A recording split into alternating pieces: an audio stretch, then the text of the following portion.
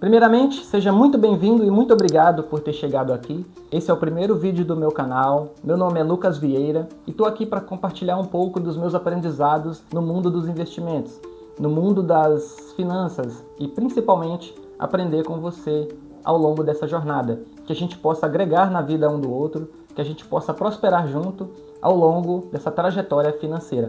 O primeiro de tudo, eu quero começar com uma reflexão. Eu quero que você pare, pense e por último você questione sobre o que eu vou te contar agora. Eu tinha um amigo de infância que ele já tinha por volta de uns 40 anos quando eu era adolescente. E ninguém trabalhava mais do que aquele cara. Ninguém conseguia fazer com exímio as tarefas que ele fazia. Ele era um exemplo, entrava no horário certo todo dia, saía no horário certo todo dia, agregava o máximo que ele podia para a equipe, era um exemplo, fazia o seu horário de refeição certinho, porém ele não prosperou financeiramente. Financeiramente, claro que a vida tem outras áreas, tem outras esferas como esfera social, de amigos, de relacionamentos, claro, mas sob a ótica financeira ele não prosperou. E por que ele não prosperou? Esse é o questionamento que eu quero que a gente chegue. Porque acontece o seguinte, todos nós, independente da nossa ocupação, a gente vai precisar lidar com dinheiro até o último segundo da nossa vida. No dia que o meu CPF for convidado a se retirar desse plano, até nesse dia terá alguém, que não seja eu, que terá que lidar com a papelada, terá que lidar com os trâmites da minha passagem, vamos dizer assim. Então a gente precisa aprender a lidar com o dinheiro. Querendo ou não, a gente vai ter que lidar com ele até o último dia de vida. Porque ele é uma ferramenta de troca necessária para que a gente consiga atingir os nossos objetivos durante a vida. Não tem como a gente realizar projetos, cuidar da nossa família, não tem como a gente realizar pequenos ou grandes objetivos, senão utilizando a ferramenta que é o dinheiro.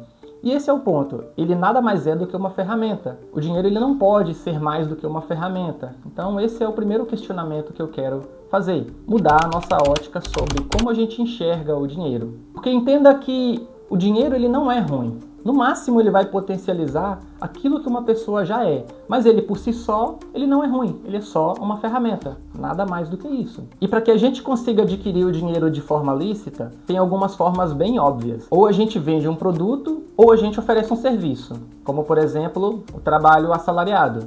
E se a gente troca o nosso tempo por dinheiro, e a gente não questiona a forma como isso acontece, a gente vai ficar num ciclo. A gente troca o nosso tempo por dinheiro, usa esse dinheiro para adquirir as nossas necessidades básicas e depois a gente realiza os nossos desejos. Logo, a gente se endivida e a gente troca o nosso tempo por dinheiro de novo. Depois a gente pega o nosso dinheiro, adquire aquilo que a gente precisa para realizar nossas necessidades físicas de novo. Depois, o que sobra, quando sobra, a gente realiza os nossos desejos, se endividando novamente. E a gente troca o nosso tempo por dinheiro de novo. E a gente fica nesse ciclo. Então, entenda que se a gente não questiona esse ciclo, a gente fica nele pro resto da vida. Igual o meu amigo que eu acabei de contar. Tem um autor chamado Robert Kiyosaki, não sei se é assim que pronuncia. Ele tem um livro chamado Independência Financeira. Tem outro muito conhecido também chamado Pai Rico, Pai Pobre. Eu nunca li nenhum desses dois livros, mas se alguém já leu e realmente viu que é bom, me diz aí. Eu sei que nesse livro Independência Financeira, basicamente ele resume a vida de uma pessoa em 4 esferas. A esfera do empregado, a esfera do dono de negócio, do autônomo e do investidor. Basicamente ele explica que é impossível a gente prosperar ficando apenas na esfera de autônomo ou na esfera de empregado. Que para a gente prosperar financeiramente, em algum momento da nossa vida, a gente vai ter que sair da esfera de autônomo para dono de negócio ou de empregado para dono de negócio. Isso porque se a gente fica apenas na esfera de empregado ou autônomo, trocando o nosso tempo por dinheiro, adquirindo nossas necessidades básicas, desejos, e depois voltando para o início do ciclo, a gente fica preso nesse ciclo. A gente não consegue prosperar. O investimento é um dos braços que nos proporciona a possibilidade de a gente prosperar financeiramente. Colocar o nosso dinheiro para trabalhar para a gente, para que a gente troque o nosso tempo cada vez menos por dinheiro, porque agora ele vai fazer esse trabalho pra gente. Ou seja, não será mais necessário você adquirir dinheiro de forma tão ativa ali, tão incisiva, tão diretamente, tão braçal, vamos dizer assim. Só que o que é um investimento? Como diferenciar investimento de especulação? O investimento nada mais é do que uma operação onde você faz uma análise um pouco mais detalhada, onde você toma uma decisão mais consciente do que vai acontecer, onde você consegue ter mais previsibilidade. Ou seja, você se baseia em critérios mais sólidos para a sua tomada de decisão. Já a especulação é tudo aquilo que está relacionado a lucro rápido no curto prazo, é tudo aquilo que não é muito certo, que te promete um ganho muito alto num prazo muito curto. Isso é especulação. Está mais voltado para a ótica de aposta, para o acaso.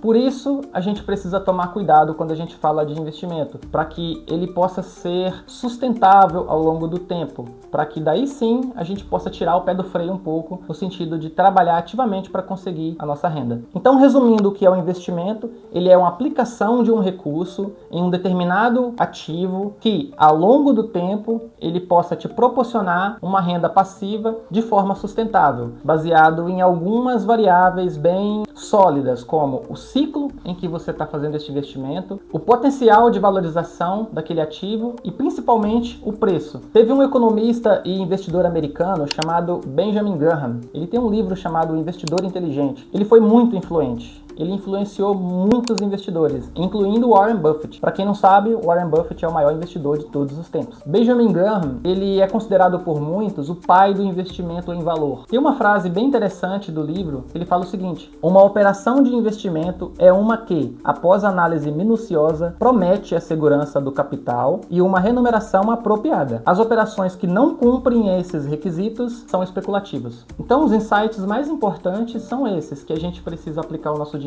de uma forma segura, em um ativo que tenha potencial ao longo do tempo e que principalmente seja adquirida no ciclo certo, ou seja, por um preço justo. Só dessa forma a gente vai poder realmente chegar na renda passiva. Entrando agora nesse ponto de renda passiva, eu queria explicar um pouco sobre qual a diferença entre renda passiva e renda ativa. A renda ativa é aquela em que você precisa trabalhar ativamente para receber, como por exemplo, salário, honorários, saldo, comissão, 13º, hora extra. Você precisa realmente executar para receber. Já a renda passiva ocorre quando você recebe um dinheiro com pouco ou nenhum esforço contínuo, depois, claro, de ter aplicado em alguma coisa, como por exemplo, aluguéis, lucros, direitos autorais, investimentos e dividendos. Basicamente esse foi o vídeo explicando um pouquinho sobre como é importante a gente mudar a nossa mentalidade sobre o dinheiro, virar essa chavinha na nossa cabeça, como é importante a gente questionar as maneiras com que a gente troca o nosso tempo por dinheiro e